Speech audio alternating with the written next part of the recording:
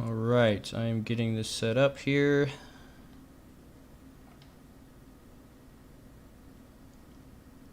I think I've got the screen going now. This is the April Footnotes video, live stream. Welcome aboard. We'll sit in staging for a little bit here. Mike's, Mocks, and more. Hey Mike, thanks for joining us. Audio sound okay to you?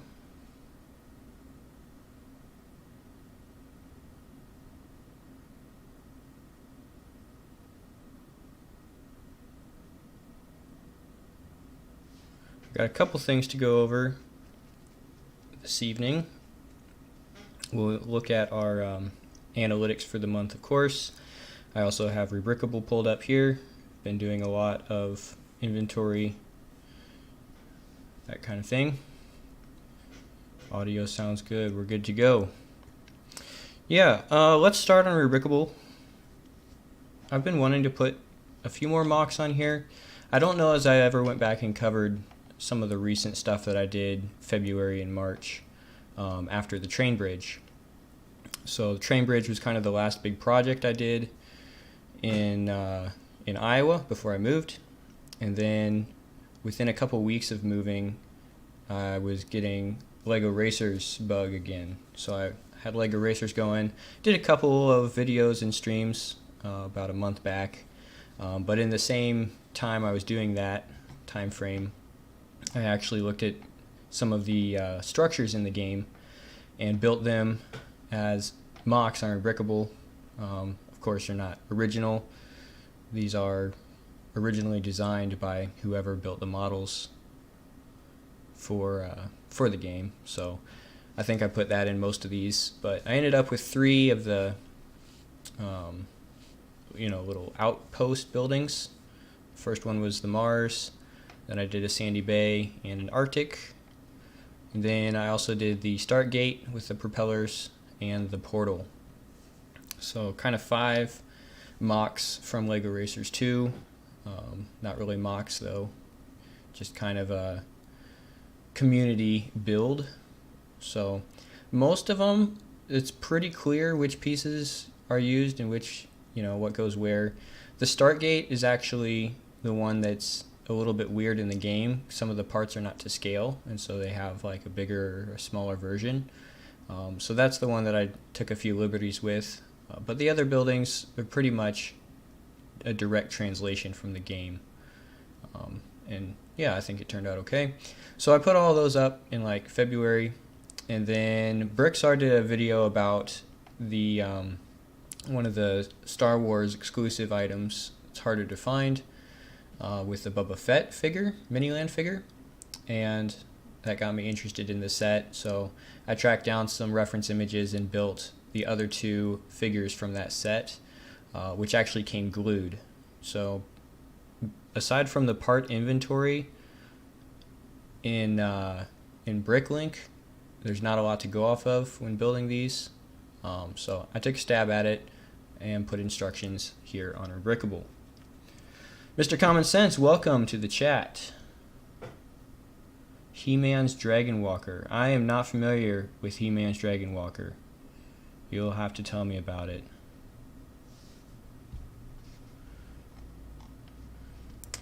So that's Rebrickable, and then there was also the parts lists. So let me pull that up. We'll look at the minifig shop. This was the store in St. Louis that I stopped at after I went to the Lego store. They sell mostly minifigs. It's kind of the name of the game, and then they did have some loose bulk out. The most recent video was a little bit of a store walkthrough.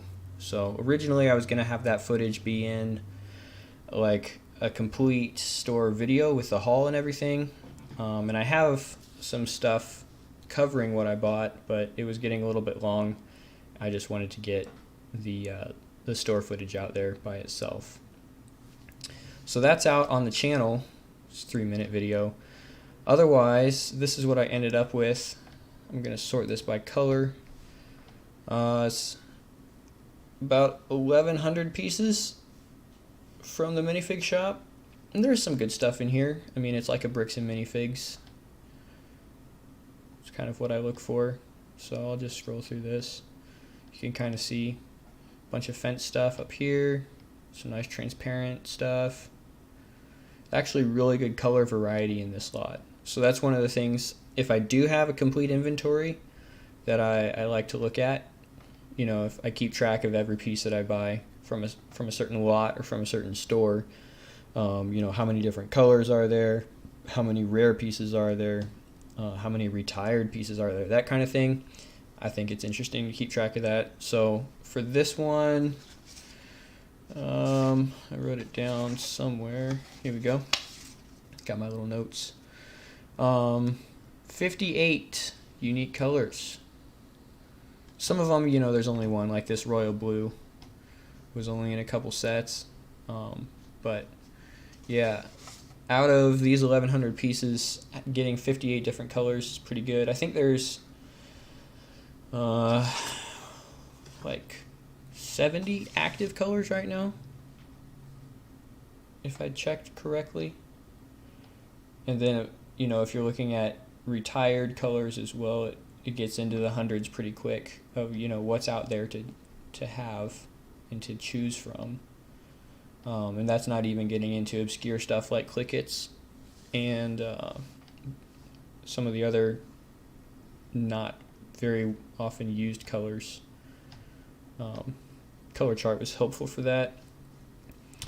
Down in the medium blue, a couple of the light yellow, some old light gray, some light bluish gray, a little bit of light aqua. Actually, a pretty good mix of the teal colors.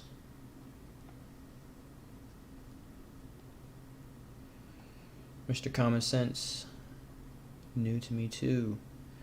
Consider making anything as weird as He-Man's Dragon Walker. I'll have to look, man. I'm not familiar with what that looks like. Lego piece 98989. Hold on, let me look it up.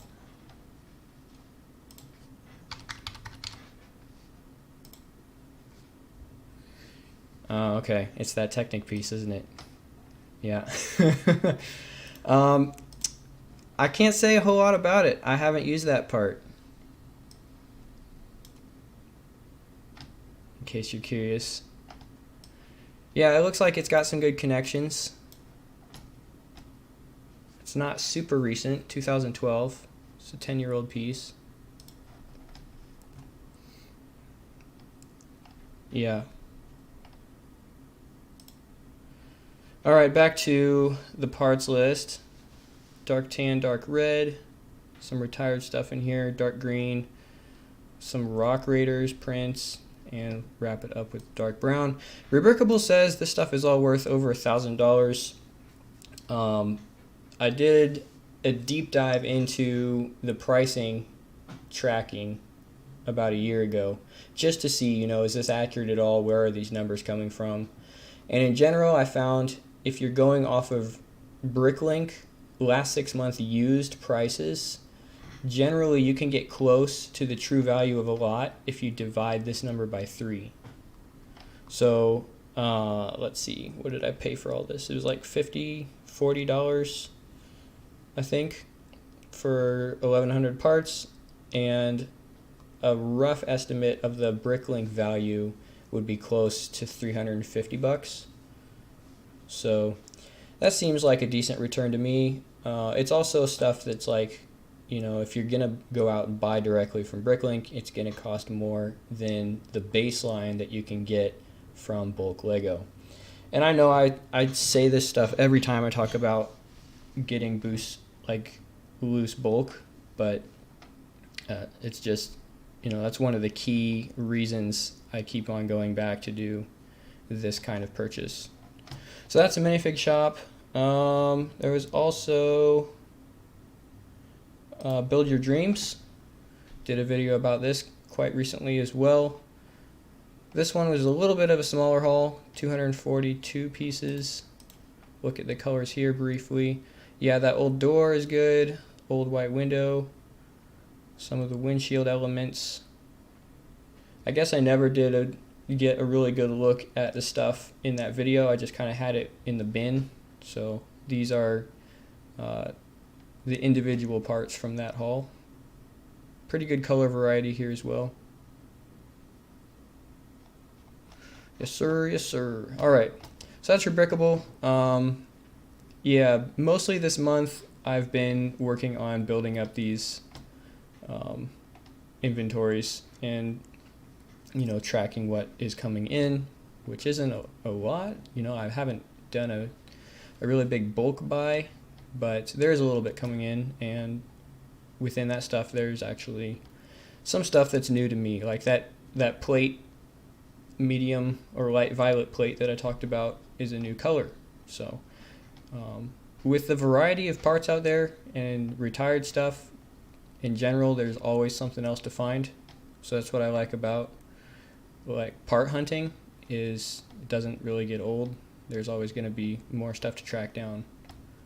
So a little bit at a time, building my inventory out on Rebrickable, and yeah, hopefully can get some more mocks built and put on here and cross that 50 mock threshold. But that's about it for Rebrickable for now, I guess.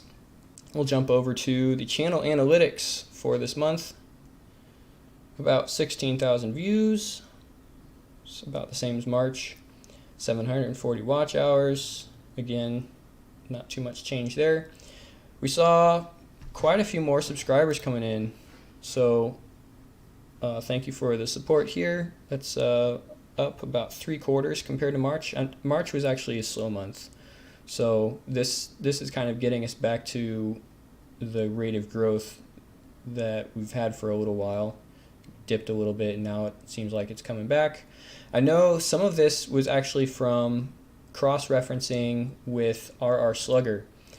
So this month I did a video about transparent neon orange getting retired, and that video is actually made because of a comment discussion that started with RR Slugger and kind of led me to think, oh yeah, I think this would be a good topic to cover in a video. So after that comment exchange, came up with something to talk about. And then RR Slugger went and made a video about how that pertains to rock raiders. Of course, on that channel, that's kind of the main focus. And that one's actually doing really well over on the RR Slugger channel. If you haven't checked out that channel, I do recommend it. Very high quality videos. The dude puts a lot of effort in. So go check it out if you haven't. But that actually started bouncing back here because our video was cross-referenced on that one. So there, you know, it's kind of the best of both worlds. It's a win-win for both of us, and gaining some subscribers and other views and stuff from that. I wouldn't even say it's a collaboration. It's just kind of, you know, bouncing off of each other's work and seeing results there. So that was interesting. And then $20 of revenue. I have not been putting ads on a lot of videos. Most of this is coming from what's already monetized. So looking at the stuff that gets watched the most often, most of the digital building tutorials from Studio and Digital Designer are just running ads in the background as those get views. And then every once in a while, one of the new videos that I put up will have ads. But for the most part, I'm just leaving those off for now. It's not absolutely crucial to me to be making money on every video.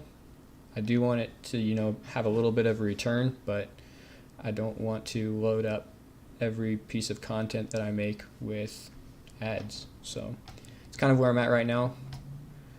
And, you know, $20 a month. It's not a lot, but it's not pennies. 2,062 subscribers currently. We actually passed 2,000 on the 12th, I believe.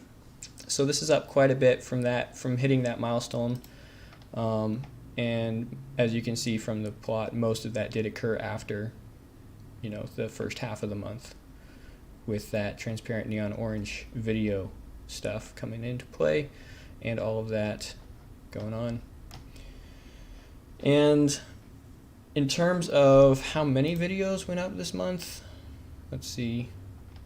I kicked it off with another eBay from the backlog. So there's 1, 2, 3, 4, 5, 6 total, 7 if you count this one. One of those was also a shorts, and that didn't get a whole lot of traction. So definitely lower production, you know, just looking at when I have time to sit down and make content, put it out there, what I'm doing with Lego as well. But I still want to kind of maintain the channel and not let it drop off. Will Harper's in the chat. What's up, dude? Thanks for joining us. Coming in at the tail end of our analytics here.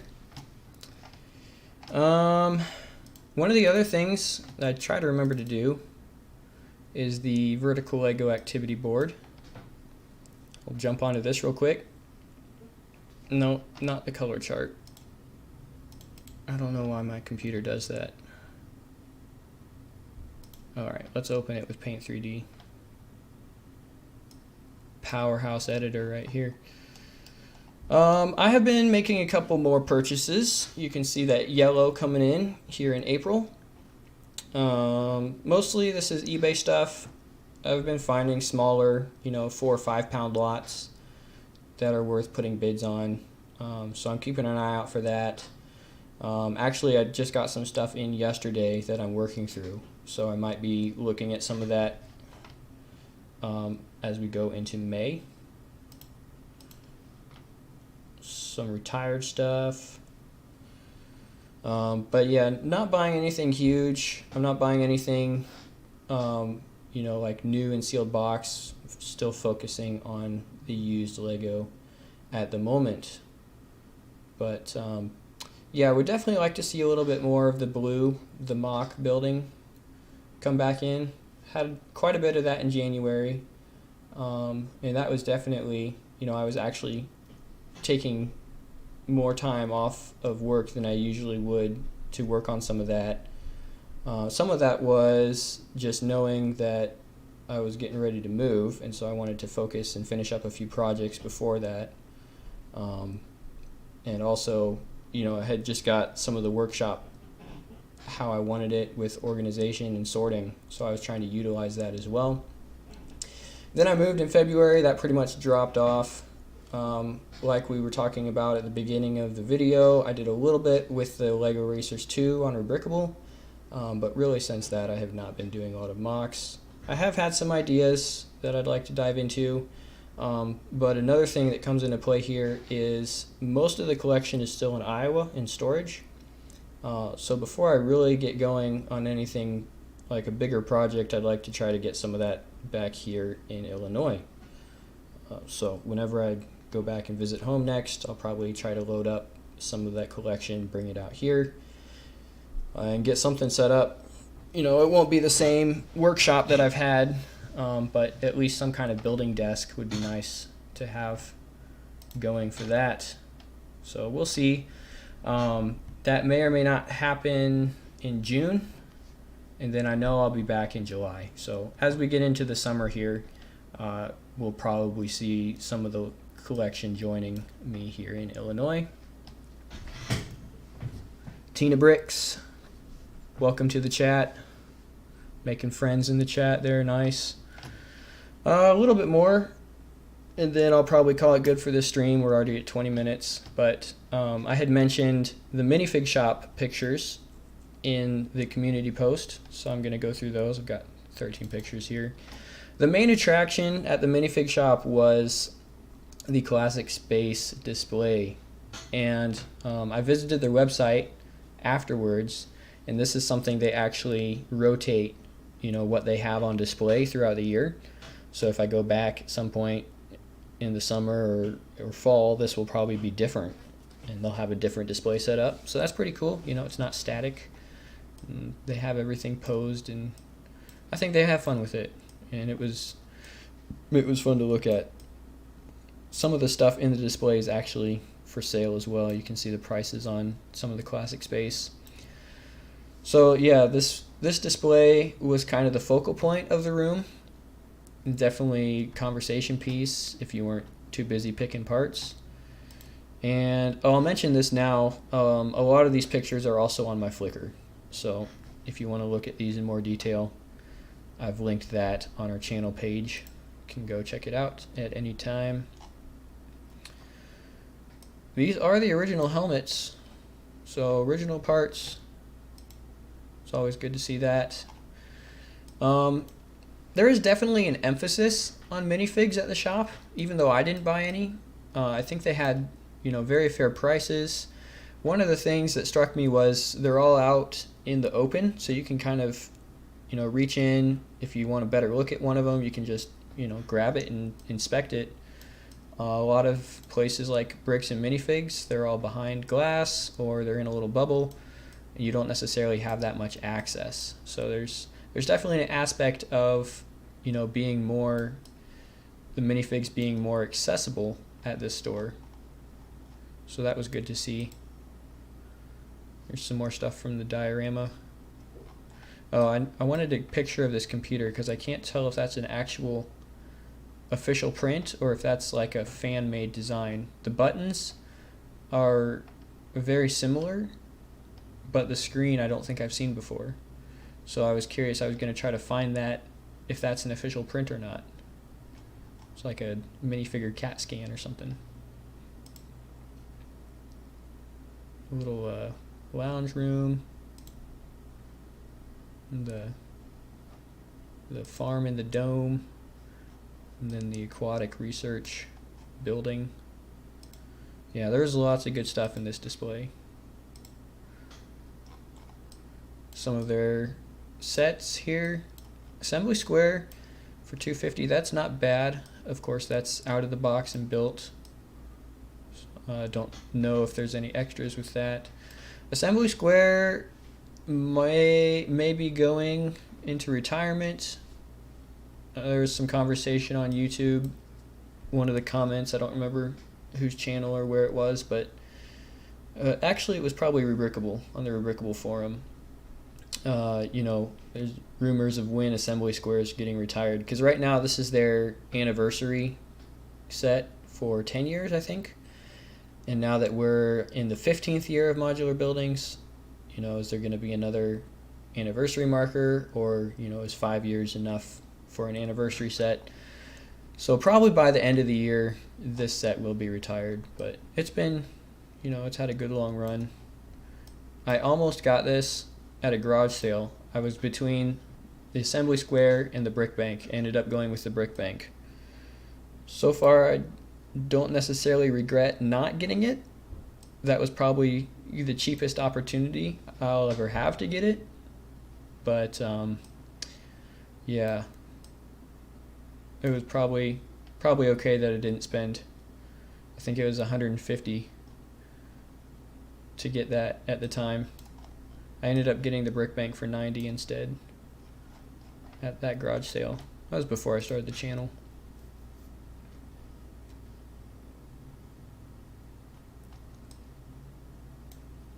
I'm catching up with the chat here.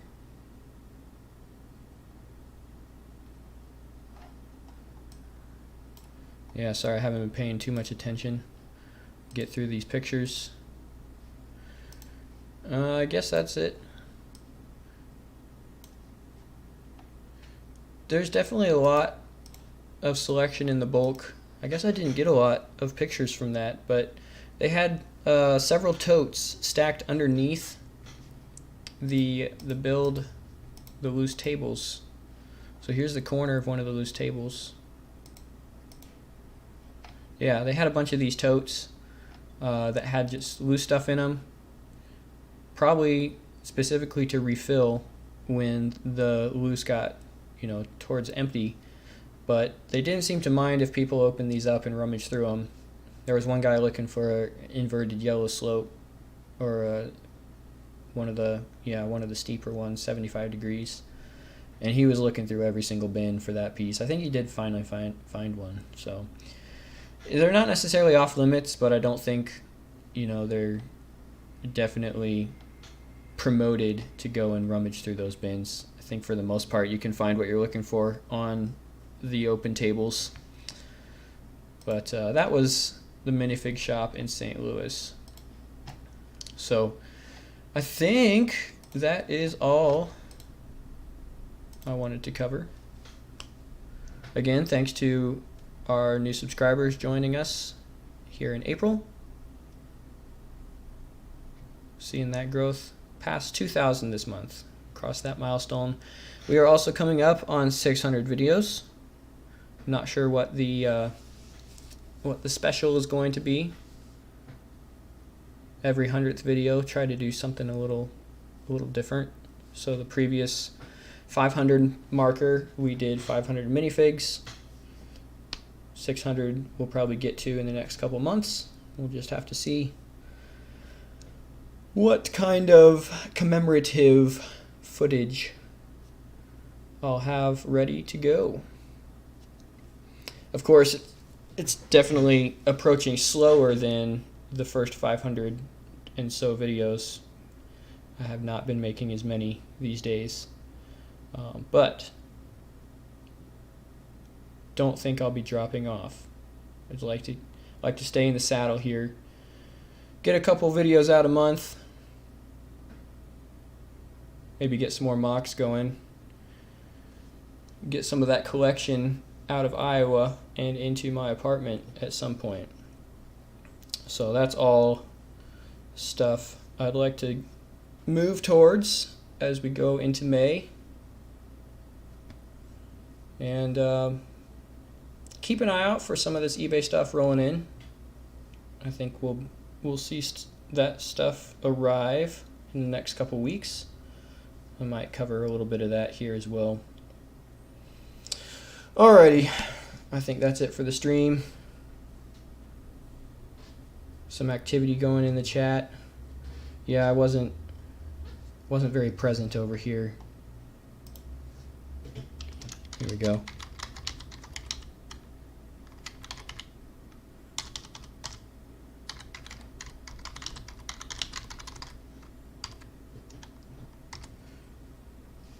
Thank you, everybody, for watching along this evening. Hit that like button. Hit that subscribe. And we'll see you next time on Brick System Brothers.